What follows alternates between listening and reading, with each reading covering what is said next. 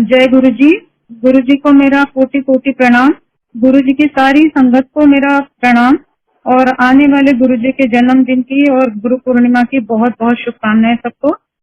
आज मुझे सत्संग शेयर करने के लिए कहा है, लेकिन इतने बड़े प्लेटफॉर्म पे और इस तरह से मैंने ऐसा भी सत्संग शेयर नहीं किया, तो इसलिए कुछ गलती हो तो माफ कीजिए, क्षमा करें गुरु जी। गुरु जी के साथ मेरा और मेरे परिवार का सफर शुरू हुआ जब हमसे पहली बार मिले थे। हमारे एम्स के एक सीनियर डॉक्टर है, डॉक्टर चिन्नानी, जिन्होंने गुरु जी को महासमाधि के समय भी अटेंड किया था। उनके घर पे गुरु जी आए थे और डॉक्टर चिन्नानी ने हमें इनवाइट किया था अपने घर पे सत्संग के लिए। उस दिन दशहरे का दिन था, संडे था, तो अंकल ने मुझे बताया कि हमें, मेरे हस्बैंड है डॉक्टर पांडव अंकल, तो उन्होंने मुझे बताया कि हमें डॉक्टर चिन्नानी के घर जाना है, सब कोई सत्संग है। तो हमें कोई रिलीजियस फंक्शन में जाने की बिल्कुल रुचि नहीं थी। मंदिर या कोई ऐसे जगह पे भी हम कभी नहीं जाते थे। ये नहीं कि हमें भगवान पे विश्वास नहीं था या नास्तिक थे, बहुत हमें विश्वास था, लेकिन कर्मकांड या अवडम्बर ऐसे चीजों में अच्छा नहीं लगता था। तो ज्यादातर तो ऐसी चीजें हम लोग अवॉइड करते थे, कोई सत्संग में या कोई ऐसे जगह पे जाने का। तो जब मैंने ऐसे बताया अंकल को कि नहीं यहाँ नहीं जाएंगे, बोर हो जाएगा, तो अंकल कहते हैं कि बहुत गंभीर आवाज में अंकल ने बोला कि शायद यहाँ कोई अलग हो, तो अलग बात हो। तो तब शायद ये गुरु जी का बुलावा था। मैं एकदम से मैंने पलट के देखा और मैंने कहा चलो फिर चलते हैं, और हम लोग गए। गुरु जी उनके यहाँ 5 बजे आने वाले थे शाम को, और हम लोग 4:45 बजे पहुंच गए। जाकर के खिलनानी अंकल के साथ में हम लोग बात करने लगे, गुरु जी के बारे में उनसे पूछने लगे। 2-4 मिनट नहीं हुए तो पता चला कि गुरु जी पहुंच गए हैं। थोड़ी संगत लेकर के गुरु जी आ गए थे। डॉक्टर खिलनानी उनके स्वागत के लिए आगे गए और हम लोग दरवाजे पे ही खड़े रहे। गुरु जी अंदर आए। जैसे गुरु जी के ऊपर हमारी दृष्टि पड़ी तो हम दोनों भी देखते रह गए। बिल्कुल he was suited booted, his face was glowing and aura was awesome. बिल्कुल मतलब मुझे तो ऐसा लगा एक क्षण के लिए कि ये कोई धरती के है ही नहीं, मतलब किसी दूसरे प्लैनेट से उतर करके ये अभी जमीन पे आए हैं इस तरह से। और अंकल भी बिल्कुल एकदम प्रभावित होके बिल्कुल हम लोग दोनों उनके तरफ बस देखते रहे। And Guruji was all smiling. Doctor Khilnani ने हम दोनों को इंट्रोड्यूस किया। तो गुरुजी कहते मेरे हस्बैंड को देख के कि डॉक्टर तुसी बाहर चले जाओ। तो हमें लगा कि शायद हम लोग ये रिलीजियस एनवायरनमेंट में सुटेबल नहीं है, इसलिए गुरुजी हमें बाहर जाने को कह रहे हैं। तो हम लोग दरवाजे की तरफ मुड़ने लगे, संगत हमें अंदर बुलाने लगी। जब हम अंदर गए तो गुरुजी अपने आसन पे विराजमान हो गए थे। संगत भी सारी बैठ चुकी थी और गुरुजी ने फिर हमें पास बुलाया और बताया कि name, fame and wealth, everything is there for you outside India, that is what he meant. फिर गुरुजी को इन्होंने हाथ जोड़ के बोला कि गुरुजी मैं 25 साल से बाहर ही काम कर रहा हूँ, लेकिन अब अपने देश के लिए ज्यादा टाइम देना चाहता हूँ, यहाँ पर काम करना चाहता हूँ। देन गुरुजी ने मुस्कुरा कर इनको शोल्डर पे पैट किया और अपने पास बिठाया। हम दोनों बैठ गए, थोड़ी देर शांत बैठे रहे। गुरुजी बीच बीच में हमें कुछ सवाल पूछ रहे थे, हम जवाब दे रहे थे। तो मुझे लगा सारी और शांति थी। तो मेरे पास में आंटी बैठे थे, तो उनको मैंने पूछा कि अब ये गुरुजी कुछ बोलेंगे? तो उन्होंने कहा नहीं, मतलब सबके लिए कुछ संबोधन करेंगे? तो उन्होंने कहा नहीं। तो फिर मुझे लगा क्या मतलब किस तरह का सत्संग है ये। But Guruji was all very cheerful and talking. फिर गुरुजी ने किसी मतलब अंकल को खड़ा किया और सत्संग सुनाने के लिए कहा। वो अंकल सत्संग सुनाने लगे। गुरुजी हमें इशारा करके बार बार बोल रहे थे कि देखो सुनो, सारा प्रैक्टिकल है, हो गई ना तुम्हारी डॉक्टरी फेल। इस तरह से कमेंट करते रहे, हम लोग भी सत्संग सुनते रहे। बहुत मजा आ रहा था सत्संग सुनने में, गुरुजी के साथ बैठ के बहुत अच्छा लग रहा था। लेकिन मुझे समझ में नहीं आ रहा था कि गुरुजी के बताने का मतलब क्या है, कि प्रैक्टिकल क्या है, और इस तरह से मैं एकदम समझ नहीं पाई थी उस टाइम। फिर गुरुजी ने हमें बोला कि एम्पायर स्टेट में थर्सडे, फ्राइडे, सैटरडे, संडे में रहता हूँ, आप वहां पर आना है आपको थर्सडे के दिन। और बार बार बताया ये सब। फिर लंगर किया। फिर बार बार गुरुजी जैसे किसी का दूर हो रहा होगा सत्संग तो हमारा अटेंशन उस तरफ करवा देते हैं और सुनवाते हैं और मेंशन करते हैं कि आप सत्संग सुनो, सत्संग सुनो। तो उसके बाद में जब सत्संग हो गया, गुरुजी संगत को लेके चले गए, हम लोग भी घर आए। तो हमें बहुत अच्छा लग रहा था, बहुत पॉजिटिव फीलिंग लेके हम आए। लेकिन हमने ये नहीं सोचा था कि हम एम्पायर स्टेट मतलब छोटे मंदिर जाएं या ना जाए, कुछ भी नहीं सोचा था। लेकिन जैसे जैसे दिन बीतता गया, संडे गया, फिर उसके बाद मंडे आया, ट्यूसडे वगैरह, तो हम लोग जैसे जैसे दिन बढ़ते गए तो हमें बहुत ज्यादा पुल महसूस हुआ कि हमें जाना है, गुरु जी के पास जाना है। हमने विचार बिल्कुल बना लिया कि कब थर्सडे आए और कब हम जाएं। थर्सडे के दिन सुबह सुबह एक दूसरे गुरु जी के बहुत बड़े भक्त हैं, डिवोटी, डॉक्टर सुरेश शर्मा, जो गुरु जी से बहुत पुराने टाइम से जुड़े हुए हैं, और गुरु जी ने ही उनको एम्स लाया है। तो जैसे गुरु जी दिल्ली आए तो गुरु जी ने अपने साथ साथ उनको भी यहाँ पर लाया, और तब से ये मतलब उसके पहले से ही ये बहुत सालों से जुड़े हुए हैं। तो वो उनका सुबह सुबह हमें फोन आता है और वो कहते हैं कि गुरु जी ने आपको बुलाया है छोटे मंदिर एम्पायर स्टेट, तो चलेंगे ना आप? तो हमने कहा हाँ हाँ बिल्कुल चलेंगे जरूर। और हम लोग फिर चल पड़े, तैयार हो गए और चले। वो लोग वो अंकल हमें ले गए। जाते हुए रास्ते में उन्होंने हमें समझाया कि कैसे वहां पर लंगर होता है, क्या है एम्पायर स्टेट, किसका है, क्या है, सारा कुछ उसके बारे में थोड़ा बताया, गुरु जी का भी बताया।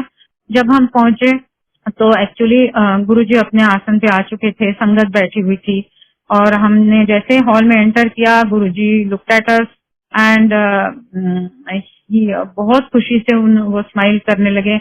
और मुझे I just felt that he was expecting us and he felt very, I mean, happy to see us there. तो फिर हम लोग गए, मत्था टेका, गुरुजी ने अपने पास ही बिठाया, अंकल से बातें करने लगे। और आजू बाजू का सारा मतलब पूरा हॉल भरा हुआ था।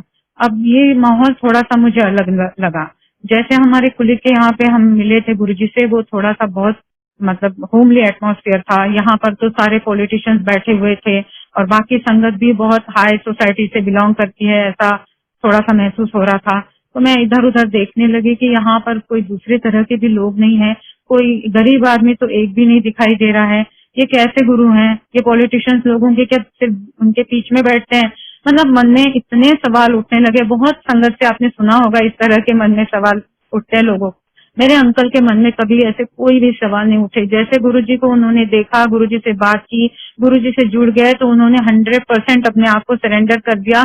और उनके पास पता नहीं जो भी गुरुजी की जो भी अंडरस्टैंडिंग थी उनको पहले से ही थी, लेकिन मेरे मन में बहुत सवाल आ रहे थे।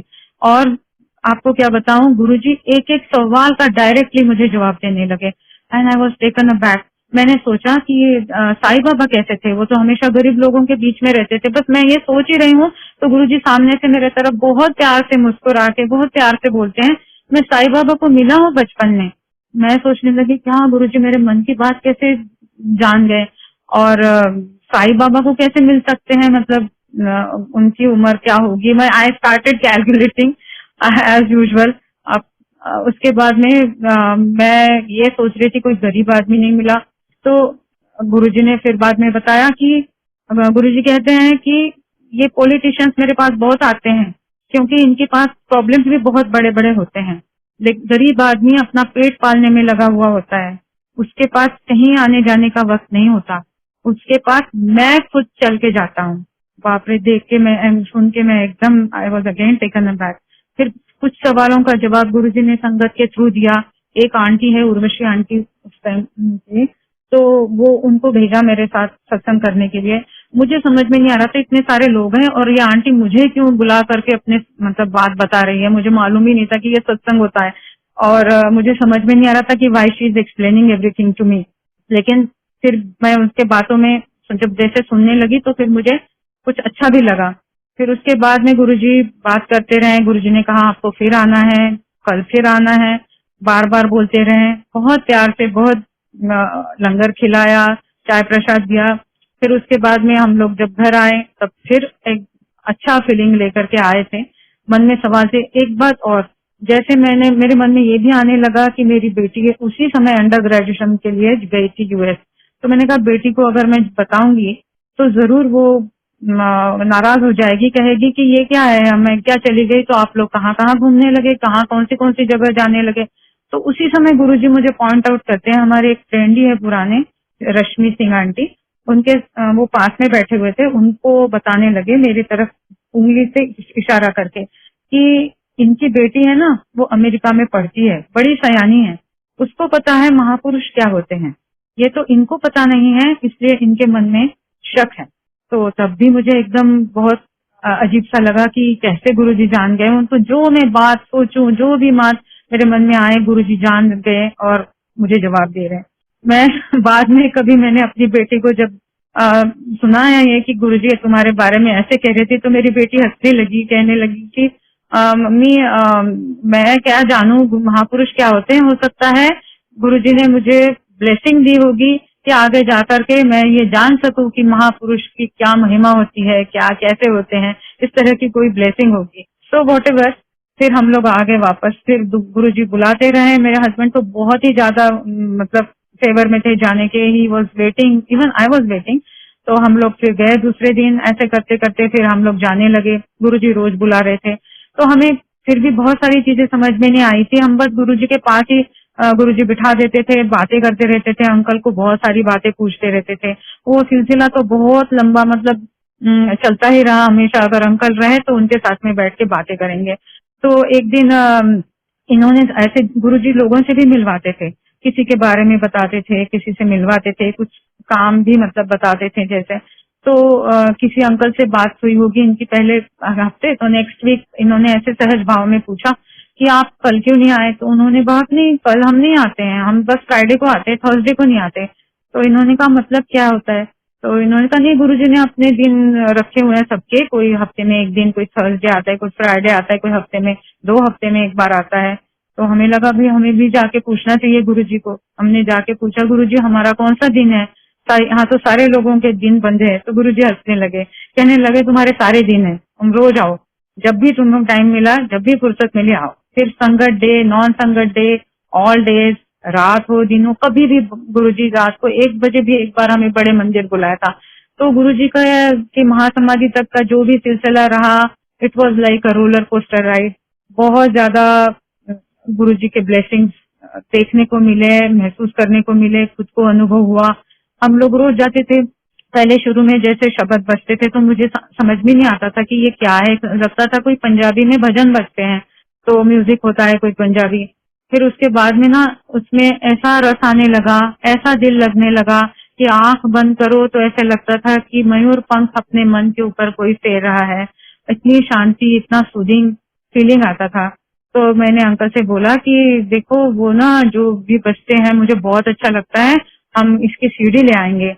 तो अंकल ने कहा बिल्कुल मेरे मन की बात कही। मैं वो डीजे अंकल पीछे बैठते हैं, उनसे मैं आज पता करूंगा कि ये सीडीज कहाँ मिलती है, हम खरीद लेंगे। तो मैंने कहा आज पक्का पूछना। तो हम लोग जब गए तो गुरुजी के टाइम पे तो बहुत ऐसा कुछ भी नहीं था। आजकल तो इकट्ठे लोग जाते हैं, इकट्ठे बैठते हैं, इकट्ठे लंगर करते हैं। उस टाइम हम बिल्कुल भी ऐसा नहीं था। सारा परिवार पूरा एक तो आते ही नहीं थे साथ में, अगर जो भी आते थे तो इधर उधर मतलब बिखरे हुए रहते थे, जैसे जिसको जहाँ जो बिठाए। तो मैं और अंकल तो बहुत दूर दूर थे। तो मैंने उनको लंगर के दौरान इशारे से पूछा, देखा कि अंकल कहाँ बैठे हैं, और मैंने पूछा कि भाई सीढ़ी के लिए पूछा कि नहीं। तो अंकल ने मुझे सीढ़ी दिखाई 2। तो मैंने सोचा अरे वाह, जल्दी यहीं के यहीं मिल गई क्या। तो जब हम वापस जा रहे थे लंगर करके घर, तो तब अंकल ने बताया कि मैं तो ध्यान में बैठा हुआ था। एक अंकल आए, उन्होंने मुझे हिला के जगाया और मेरे हाथ में 2 सीढ़ी दी, कहा कि गुरुजी ने आपके लिए ये सीढ़ी दी है।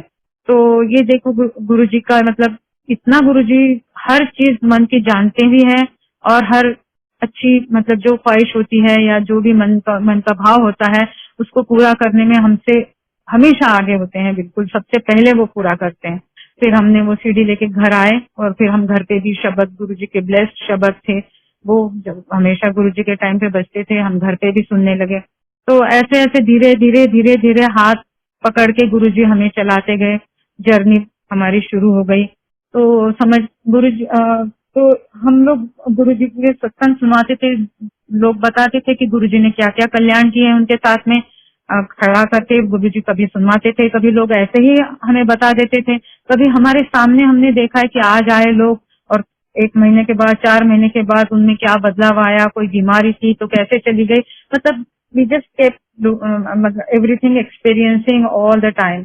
एंड कोई चीजें तो नहीं पता होती थी तो गुरुजी खुद बता देते थे। टेलीपैथी से गुरुजी कैसे नाम चेंज करते थे, कभी कैसे किसी का कैसे कैंसर जैसे डिजीज हमारे सामने कैसे मतलब लोगों के ठीक हुए। जो कि कोई मर चुके थे अंकल, कोई वो जिंदा होकर के आकर के हमें सत्संग सुना रहे थे। तो देखते देखते हमें फिर पता चलने लगा कि ये क्या ब्लेसिंग है, किस तरह से गुरुजी ब्लेस करते हैं, different ways of his blessing.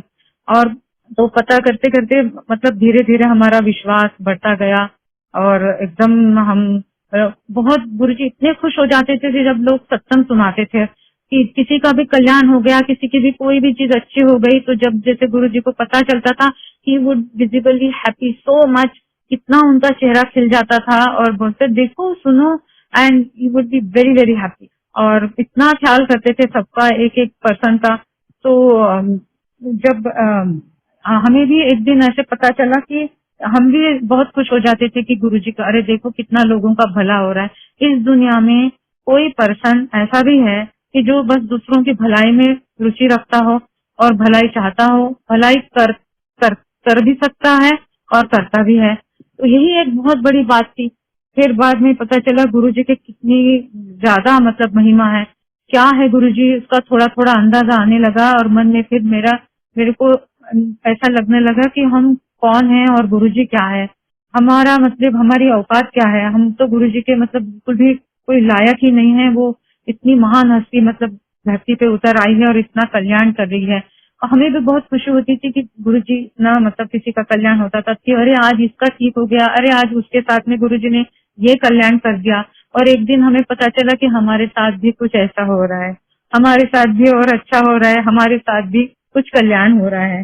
संगत जी, हम लोग गुरुजी के पास किसी प्रॉब्लम की वजह से नहीं आए थे, ना कभी सोचा था कि कोई लाइफ की प्रॉब्लम उन्हें बताएं, और इनफैक्ट ये भी नहीं सोचा था कि हम गुरुजी कुछ हमारा अच्छा कर सकते हैं। बस एक क्यूरियोसिटी थी जब हमने शुरुआत की थी उनके बारे में, और उनका प्यार, उनका बुलावा, उनका सानिध्य में जो जितना सुकून और जितनी पॉजिटिव वाइब मिलती थी, तो वही उसी की आशा में और उसी की मतलब इसमें हम लोग गुरुजी के पास दौड़ के आते थे। हमें बस जैसे कोई खोया हुआ घर का कोई अपने फादर मदर क्या बताएं, बहुत ही ज्यादा मतलब हमारे दोनों में ऐसी भावना जागृत हुई कि आपको मैं बता नहीं सकती। तो एक दिन गुरुजी ने अर्जुन अंकल थे, उनको खड़ा करके सत्संग सुनाने के लिए कहा। तो अर्जुन अंकल ने अपना कोई पुराना अस्थमा जैसे गुरुजी ने कैसे ठीक किया उसका सत्संग सुनाया। तो उसी समय अंकल को ख्याल आया, मेरे हस्बैंड को, कि उनको भी अस्थमा की प्रॉब्लम थी और बहुत स्ट्रॉन्ग फैमिली हिस्ट्री थी अस्थमा की। तो हर सीजन चेंज में उनको ना एंटीबायोटिक्स भी लेने पड़ते थे, इनहेलर्स तो लेने ही पड़ते थे। तो इनके हमेशा जेब में इनहेलर्स रहते थे। लेकिन जब से कुछ महीनों से जहाँ हम आ रहे थे गुरुजी के पास, तो ये सीजन में अंकल को एक बार भी किसी भी चीज की जरूरत नहीं पड़ी। तो एकदम जब ये रियलाइज हुआ सत्संग सुनते सुनते, ये तुरंत उठ के गुरुजी के पास गए और गुरुजी से कहा कि गुरुजी मुझे भी तो अस्थमा का कोई इस बार प्रॉब्लम नहीं हुई, ना मैंने कोई इनहेलर भी यूज किया है। तो गुरुजी हंसने लगे। Again he पैटेड him on his shoulders and said कि तुम्हें ब्लेसिंग्स मिली है ना, इसलिए। That was the first time Guruji said कि तुम्हें ब्लेसिंग्स मिली है। एक्चुअली गुरुजी ने ओम भी बनवाया था, वो 5.25 तोले का ओम बनवा करके भी दिया था, लेकिन उसका भी हमने ज्यादा कुछ सोचा नहीं था। बाद में हम सत्संग सुनते थे कि ऐसे ओम बना के गुरुजी ने दिया है वगैरह। लेकिन उस टाइम हम लोग ये सारी चीजें जैसे घर के बड़े या कोई आपको बहुत अच्छा चाहने वाले और आशीर्वाद देने वाले जो भी होते हैं, तो वो ऐसे मतलब पॉजिटिव चीजें ऐसे जो भी देते हैं उसके अंदर ऐसी पावर होगी या ऐसा कोई कल्याण होगा, इस तरह से हम नहीं सोच पाए थे। तो ये ऐसी इस तरह से हमारी गुरुजी के साथ में जर्नी शुरू हुई। और फिर हम लोग इतने उसमें मतलब ये हो गए कि बस ऐसा गुरुजी के अलावा कोई पूछता ही नहीं था। और गुरुजी भी हमें नॉन संगत डे पे भी बुलाते थे, बड़े मंदिर लेके गए। एक दिन बड़े मंदिर लेके गए तो अंकल को सारा मंदिर के आजू बाजू के सारे मतलब जगह 2.5-3 किलोमीटर का पूरा चक्कर चलवाया। 2-3 लोग थे, डॉक्टर सुरेश शर्मा थे और तरुण अंकल थे, सबीना आंटी और तरुण अंकल और ऐसे घुमाया। तो उस समय बारिश हुई थी और फिर सबके जूते और पैंट्स वगैरह गीले हो गए थे और कीचड़ से भरे थे। बीच रास्ते में गुरुजी रुक गए और गुरुजी ने दोनों के कंधे पे, अंकल के और डॉक्टर सुरेश शर्मा के कंधे पे हाथ रख के गुरुजी खड़े हो गए और फिर अपना पैर एक ऊपर किया और बस दिखाया। तो गुरुजी के बिल्कुल पैर क्या, पैंट क्या, सारा कुछ तलवे तक पैर के एकदम like a newborn baby, it was all clean. तो this was a way of showing Guruji. ये तो सबने बोला हुआ है कि गुरुजी जमीन पे नहीं चलते थे, उनके पैर कभी गंदे नहीं होते थे, लेकिन ये बताने का यही शायद मकसद है कि इस दुनिया में हम रह रहे हैं, इतना सारी गंदगी है दुनिया में, तो हमको उससे कैसे मतलब हटके रहना है, अपने आप को मलिन नहीं होने देना है।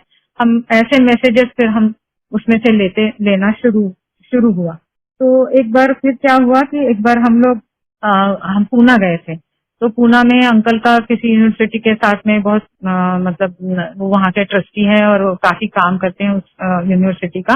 तो वहाँ उस यूनिवर्सिटी का लोनी में फंक्शन था। लोनी में आपने कभी सुना होगा कि राज कपूर का फार्म हुआ करता था, और जहाँ पर उसके सारे फिल्म की सत्यम शिवम सुंदरम की शूटिंग वगैरह हुई थी।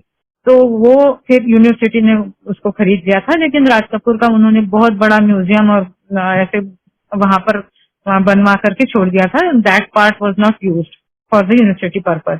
तो उस वहां पर कोई बहुत बड़ा यूनिवर्सिटी का फंक्शन था, तो बहुत सारे स्टूडेंट्स थे, राज कपूर की फैमिली थी, पूना के महाराष्ट्र के बड़े पॉलिटिकल और आर्ट्स एंड फिल्म वाले के सर्कल के डिग्निटरीज थे। तो फंक्शन के बाद में बीच में ना बारिश शुरू हो गई, और ये लोनी जो है ये इनका फार्म ये बिल्कुल नदी के किनारे है।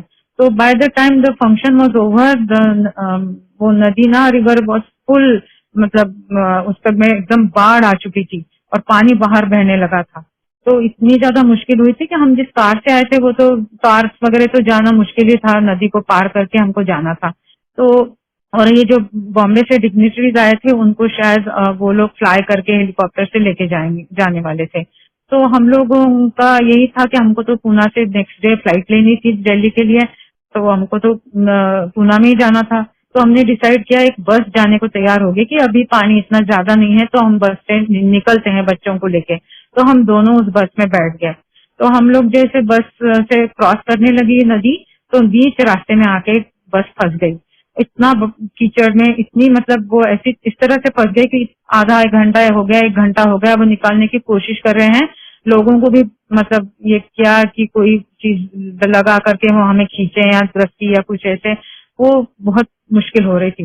और जैसे वो ऑन करता था इंजन, तो वो एक तरफ ऐसे जैसे मुड़ के ना पूरी उलट जाएगी ऐसे मतलब फील होता था।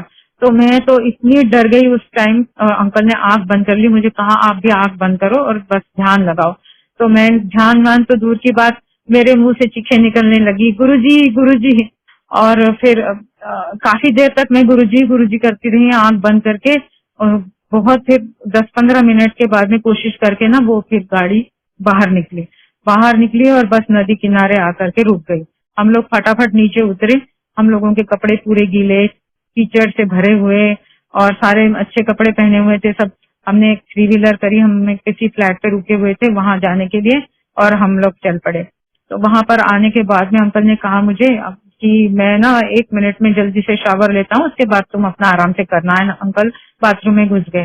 तो जैसे अंकल ने टेबल पे अपना फोन निकाल के रखा और वो अंदर गए थे, और जैसे ही अंकल ने फोन रखा और अंदर गए तो यहाँ फोन बजने लगा। तो मैंने दूर से देखा कि कहीं बच्चे तो नहीं कॉल कर रहे, तो देखा तो गुरुजी कॉलिंग। अब गुरुजी के पास अपना कोई ऐसे गुरुजी फोन नहीं रखते थे, लेकिन कोई कुछ पर्टिकुलर संगत से वो फोन करवाते थे, तो वो नंबर हमने गुरुजी के नाम से मतलब सेव करके रखे थे। तो वो फोन देख करके मैं बहुत डर गई कि कोई गुरुजी फोन कर रहे हैं। मैं इनको बोलने लगी आवाज दे के बाथरूम के बाहर कि जल्दी निकलो, गुरुजी का फोन आ रहा है। फोन बज के स्टॉप हो गया, देखा तो 3 मिस्ड कॉल्स थे उसपे गुरुजी के। तो फिर चौथी बार बजा, तो फिर मैंने तब और आवाज लगाई इनको। तो फिर ये निकले बाहर की भी क्या है, तो मैंने कहा गुरुजी इज कॉलिंग। तो फिर इन्होंने फोन उठाया। जैसे इन्होंने फोन उठाया, गुरुजी कहते हैं डॉक्टर ठीक तो हो, कब आ रहे हो? तो इन्होंने कहा हाँ जी गुरुजी हम बिल्कुल ठीक है, और हम कल आ रहे हैं। तो फिर जैसे हम कल, मैं तो फिर हम लोग जब कल नेक्स्ट डे गए दिल्ली, और फिर शाम को गुरुजी के पास गए, तो फिर जैसे ही हम लोग गुरुजी को मत्था टेकने बस जा ही रहे थे, तो गुरुजी कहते हैं फिर आओ भाई सुनाओ, अपने पूना का सत्संग सुनाओ। तो कहने का मतलब है कि उस समय माँ की आवाज, मतलब माँ का नाम लेते हैं जब कोई आदमी डर जाता है, और सब कुछ भूल के गुरुजी का ही नाम निकला मेरे मुंह से। और गुरुजी ने भी तुरंत उसको रिस्पॉन्ड किया। तो ऐसे हैं हमारे गुरुजी, आप उनको दिल से जब भी कुछ याद करते हो, कभी संकट में हो या दिल से बहुत पुकारते हो, तो तुरंत वो समझ जाते हैं और वो जवाब भी देते हैं और जो करना है वो भी करते हैं। तो और एक बार ऐसे था कि जैसे मेरी बेटी के साथ भी हुआ। मेरी बेटी का सत्संग तो लाइट ऑफ डिविनिटी में है। मैं, मेरी बेटी, मेरा बेटा और अंकल, हमको चारों को गुरुजी ने अपने अपने तरीके से जोड़ा। बेटे में भी बहुत उसका मतलब ट्रांसफॉर्मेशन आया। बेटी का सत्संग है लाइट ऑफ डिविनिटी में।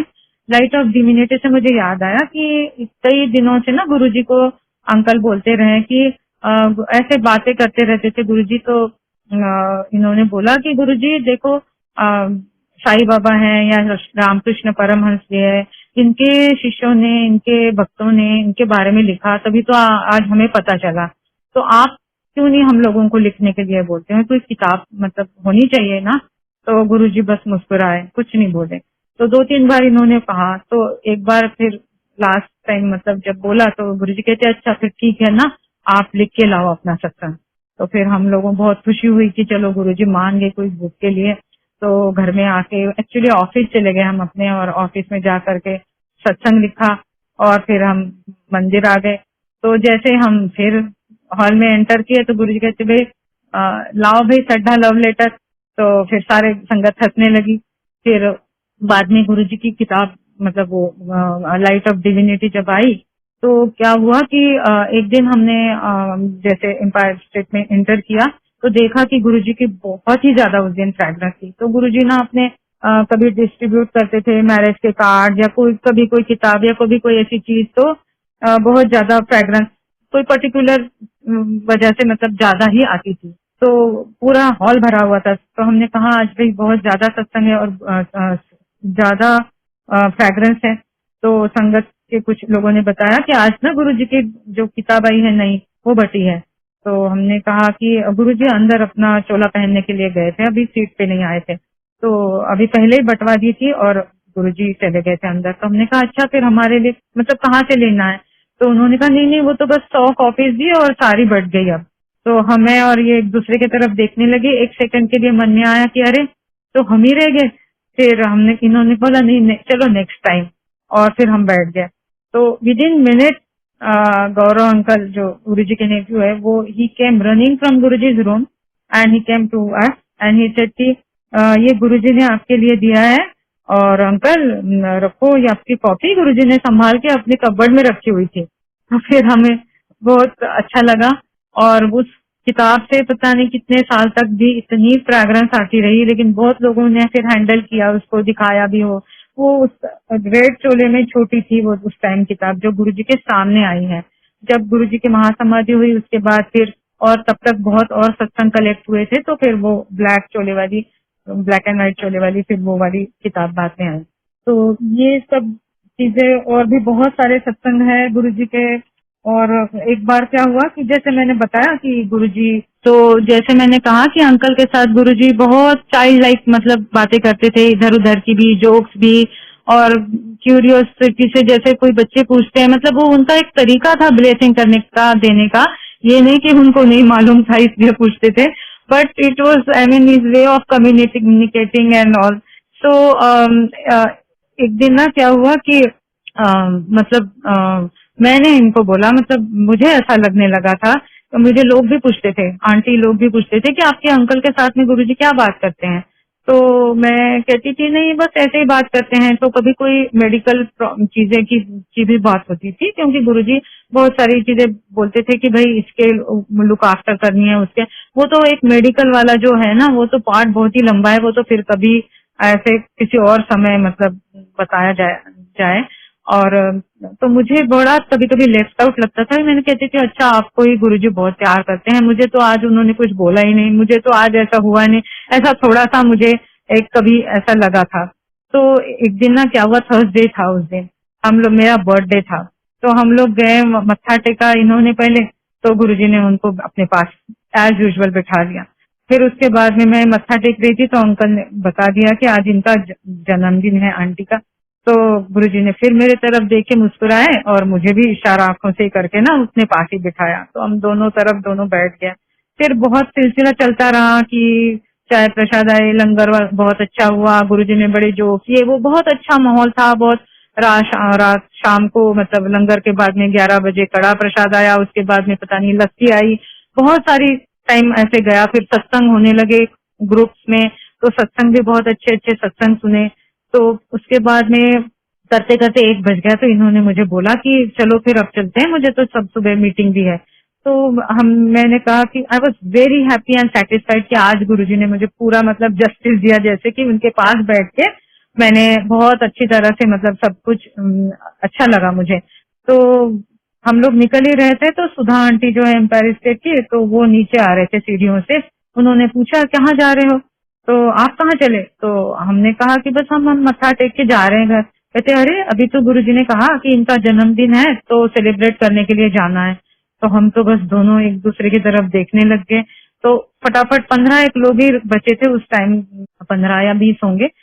1 डेढ़ बजा था रात का। तो फटाफट 4 गाड़ियां, गुरुजी का तो एकदम ऐसा सिस्टम था कि 1 मिनट के अंदर सारी गाड़ियां, कौन कहाँ बैठेगा, कैसे कौन आगे जाएगा। गुरुजी के ऑफकोर्स गुरुजी की गाड़ी सबसे आगे होगी, लेकिन बाकी लोग भी कौन कहाँ कैसे जाएगा वो सारा कुछ गुरुजी तय करते थे और फटाफट सारे लोग फॉलो करते थे और ऐसे वो मतलब कारवां निकलता था। तो मुझे गुरुजी ने अपने पास बिठाया। जो आंटी है सीमा मेहरा आंटी, उनकी ये कार में हम गए थे। मैं और गुरुजी पीछे बैठे थे, आंटी अंकल आगे बैठे थे। और मैं इतनी नर्वस हो गई थी, I was not expecting at all. And Guruji was talking to me, छोटी छोटी बातें पूछ रहे थे गुरुजी मुझसे। एंड मैं ऐसी बैठी हुई थी कि बस मैं यहाँ पर ही मैं अदृश्य हो जाऊं। मैं किसके पास बैठी हूँ, I was not able to come to terms with it कि I am sitting with Guruji. और फिर हम लोग गए, हमको साकेत में मैरियट होटल लेके गए गुरुजी। बहुत बार पहले भी लेके गए थे गुरुजी अलग अलग जगह, but that was a different occasion and different environment. But ये खास मेरे लिए मतलब कर रहे थे गुरुजी। तो हम लोग गए, फिर वहां पर सारे दोनों 2-3 टेबल लगा के फटाफट सब गुरुजी ने जो भी कुछ मंगवाया, I don't remember but Seema Mehra aunty remembers everything कि क्या क्या गुरुजी ने मंगवाया। तो एक आंटी बोल उठी कि आज क्या बात है, क्योंकि नहीं तो इतना लंगर वगैरह खा के जब हम जाते थे गुरुजी वुड ऑर्डर समथिंग लाइट, तो या लस्सी या कोई सैंडविचेस या समथिंग लाइक दैट। तो पता नहीं ज्यादा कुछ अच्छा मंगवाए होंगे, पता नहीं। सो आई डोंट रिमेम्बर एनी। तो एक आंटी ने कहा कि भाई आज क्या खास बात है कि क्यों गुरुजी इतना अच्छे से हमको मतलब अच्छी अच्छी चीजें खिला रहे हैं आज। तो फिर दूसरी आंटी ने जवाब दिया कि इनका बर्थडे सेलिब्रेट हो रहा है। So everybody started I mean talk saying me, oh you are so lucky Bob. तो मैं फिर एकदम में मेरा ध्यान गया गुरुजी की तरफ। Guruji was looking at me only and smiling. तो फिर उसके बाद में मैं कहती हूँ कि आज मेरे ना कभी मेरे माँ बाप ने मुझे ऐसा कभी सेलिब्रेशन या ऐसा टाइम दिया, या मतलब कोई मेरे हस्बैंड में कोई भी ऐसे वो चीज मुझे इतना मतलब वो ब्लेसिंग भरी वो शाम जो थी, that is a very big treasure in my life. और मैं हमेशा उसको याद करती हूँ। And I don't have any little bit also complain about anybody anywhere in the world कि मैं क्या गुरुजी हमको नहीं करते, क्या नहीं हमको ब्लेस करते, और हम छोटी छोटी बातों में फंसे रहते हैं। So that is my way of looking at it. और अब एक और चीज बताती हूँ कि जब गुरुजी एक दिन क्या हुआ कि हम लोग रात को गुरुजी के पास बैठे हुए थे, तो उस दिन गुरुजी ने हमें छोड़ा ही नहीं। 2-2 बजे तो वैसे ही रखते थे, लेकिन उस दिन 3 बज गए, 4 बज गए, 4:30 हो गए और सारे लाइट्स बंद हो गए। उस समय सुधा आंटी अमेरिका में थी और गौरव और मतलब फैमिली मेंबर्स सारे वो भी पिंड में थे, कोई भी नहीं था, बस स्टाफ था वहां पर। तो अम्मा वगैरह सारे स्टाफ के लोग भी सो चुके थे, लाइट्स ऊपर की पूरी बंद हो गई थी। और फिर लास्ट में अर्जुन अंकल गुरुजी के पर्सनल सेवादार हुआ करते थे, he came at 4:30 I think, he came from somewhere and then he put Guruji shoes. उन्होंने गद्दी के पास गुरुजी के पैर के पास शूज रखे और मत्था टेका और वो भी चले गए घर अपने। और हम एक दूसरे की तरफ देख रहे हैं कि गुरुजी ने हमें क्यों रोक के रखा है। तो फिर गुरुजी कहते हैं, फिर हमसे बात करने लगे सब लोग जाने के बाद में कि परसों शाम को तुम्हारे घर आऊंगा, अपने मेडिकल के एम्स के 300 डॉक्टरों को बुला लेना और फिर सारा कुछ सिंपल करना, फिर मुझे बुलाया और अपने कान अपना मेरी तरफ करने के लिए बताया। मेरे कान में उन्होंने झुक के बताया कि आप अ, चाय प्रसाद बनाओगे, और कैसे चाय प्रसाद बनाना वो भी मुझे बताया गुरुजी ने।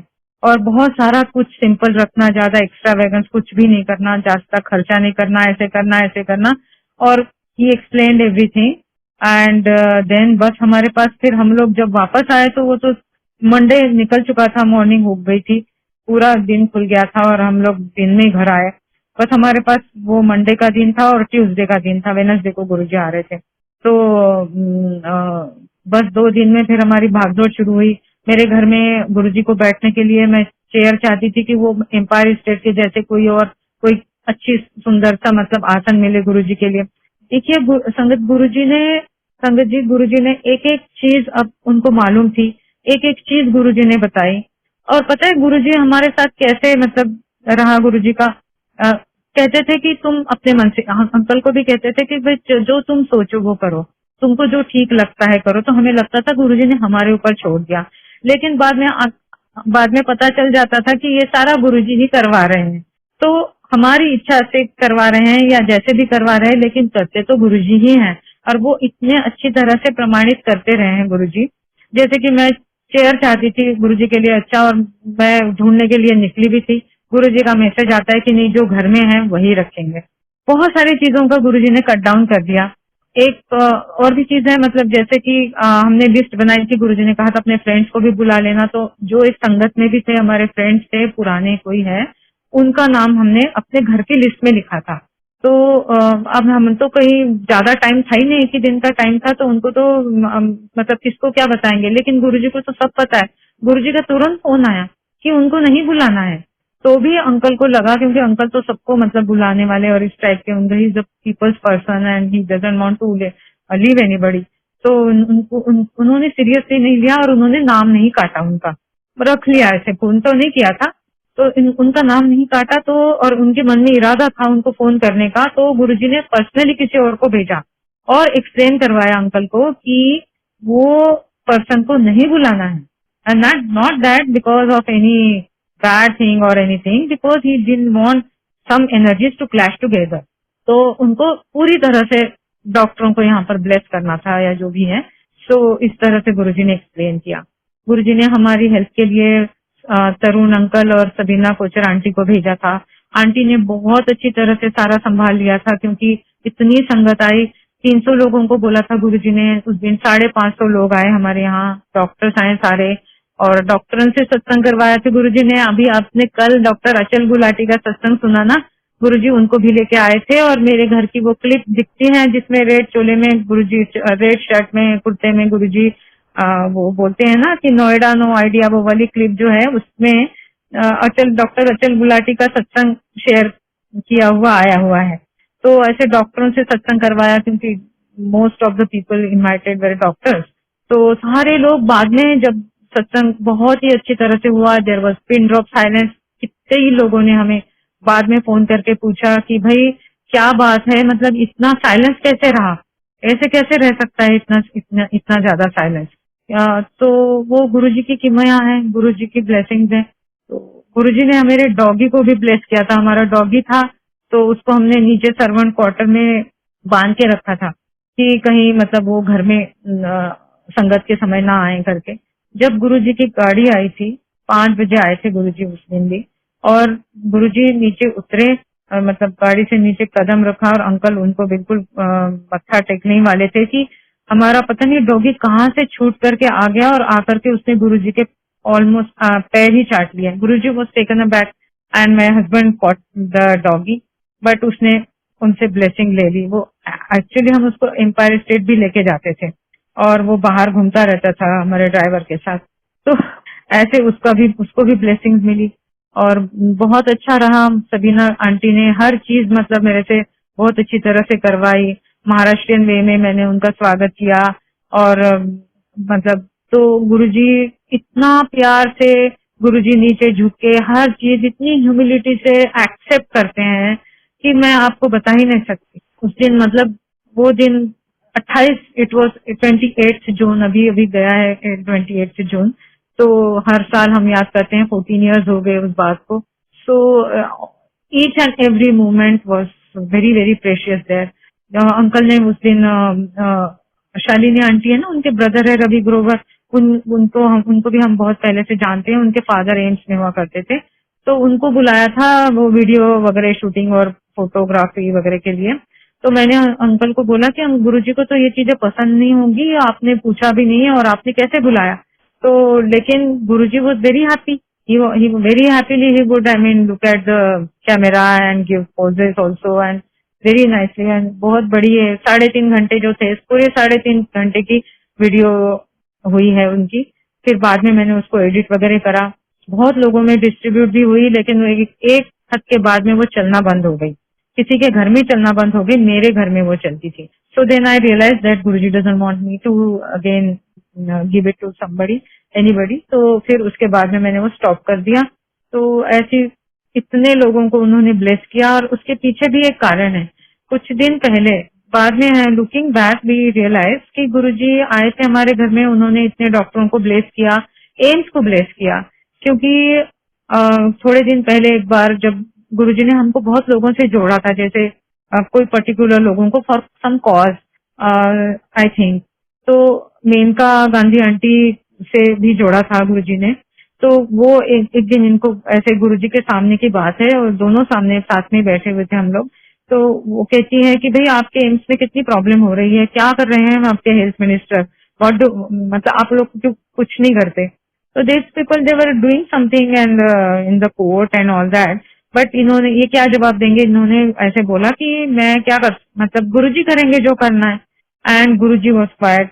उसके बाद में जब वो हमारी केस का इतना ज्यादा, एम्स की पूरी ऑटोनॉमी का सवाल था, और वो इतना ज्यादा उसका मतलब पार्लियामेंट तक पूरा गया है सारा. और मेनका आंटी ने भी वो जो भी उसके लिए बहुत कोशिश करी थी.